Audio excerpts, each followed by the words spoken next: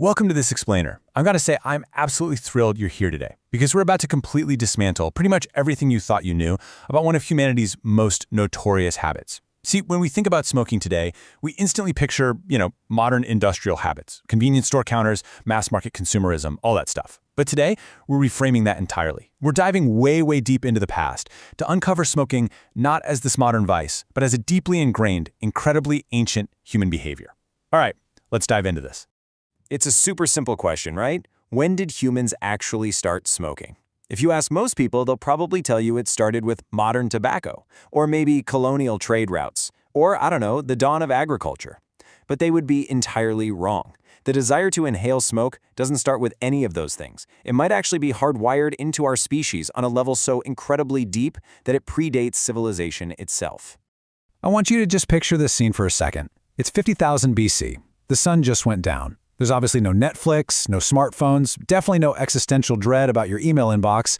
There's literally just you, the flames of a campfire, and thick, choking smoke curling directly into your face. For our early ancestors sitting around these fires just to stay warm and cook their food, inhaling smoke wasn't a choice, It was this constant, completely unavoidable reality.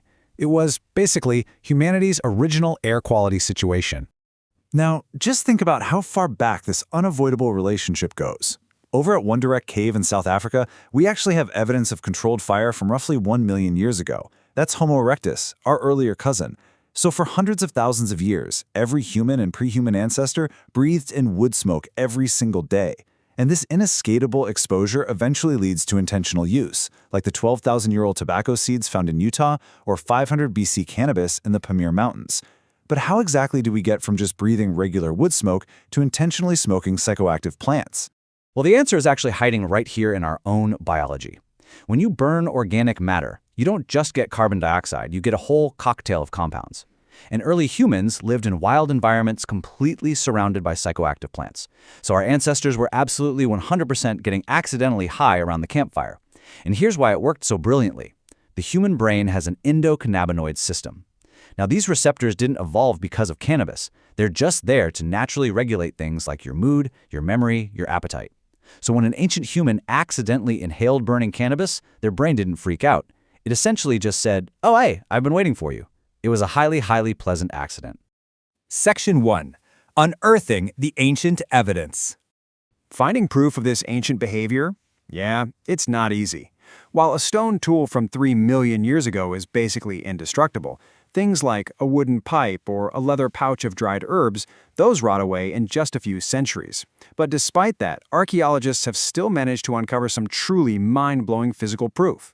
In a 500 BC ritual burial site in the Pamir Mountains of Central Asia, archaeologists made a stunning discovery. This is our oldest direct evidence of intentional cannabis use. They found these wooden braziers containing stones that had been superheated, and right alongside them, residue from cannabis plants. And get this, it wasn't just wild hemp used for making rope. This residue had an unusually high THC content. It was deliberately placed in a ritual context, proving that 2,500 years ago, intentional inhalation was already this highly sophisticated practice. Which brings us to the famous Greek historian Herodotus, writing way back in the 5th century BC. He wrote about these Scythian nomads out on the Eurasian steppe who would literally set up enclosed tents, heat up glowing stones, and throw hemp seeds on them to take a vapor bath. He described them as, and this is a direct quote, howling with pleasure. Now, for centuries, historians just assumed Herodotus was exaggerating or making the whole thing up. But then archaeologists dug up Scythian burial mounds and found exactly what he described: bronze braziers, heated stones, hemp residue. The guy wasn't embellishing at all. If anything, he was underselling it. But what about tobacco, right? Tobacco is entirely native to the Americas, so the rest of the entire world, Europe, Africa, Asia, they had absolutely zero knowledge of it until this shockingly recent year, 1492.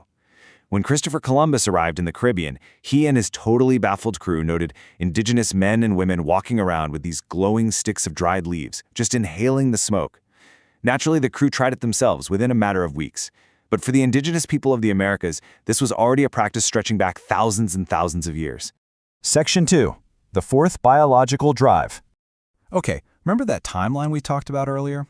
In 2019, researchers in Utah's Great Salt Lake Desert found a 12,000-year-old hearth that contained wild Nicotiana attenuata, basically wild tobacco seeds. And they were concentrated in a way that heavily suggests deliberate placement. So, if humans were purposefully throwing psychoactive plants into fires 12,000 years ago, what on earth drove them to do it?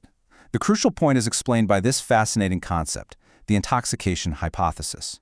Proposed by UCLA psychopharmacologist Ronald Siegel, this theory argues that seeking out altered states of consciousness is not just some random cultural fluke. It's an actual fundamental biological drive, right up there with hunger, thirst, and sex. Humans across virtually every documented culture have sought out ways to alter their minds. It's a completely universal phenomenon. And honestly, here is the wildest part. It's not even just a human phenomenon. Animal behavior completely backs up the intoxication hypothesis. For example, elephants will actively seek out fermented alcoholic marula fruit. Siberian reindeer will deliberately eat psychoactive Amanita muscaria mushrooms. They'll actually even drink the urine of other reindeer who ate the mushrooms just to get the effects, a process we can only really call respectfully reindeer drug recycling. The point here is that this deep biological drive is what led early humans to engage in some incredibly high-stakes prehistoric trial and error. They learned exactly which burning plants made them feel amazing and which ones were, well, strictly fatal. Section 3. Ancient Medicine and Rituals. Long before smoking was considered a recreational habit, and way before it was the commercialized product we see today, it served a very different, highly intentional purpose. Think about it. In a world with no modern antibiotics or inhalers, delivering pharmacological properties directly to your lungs via smoke was actually incredibly logical.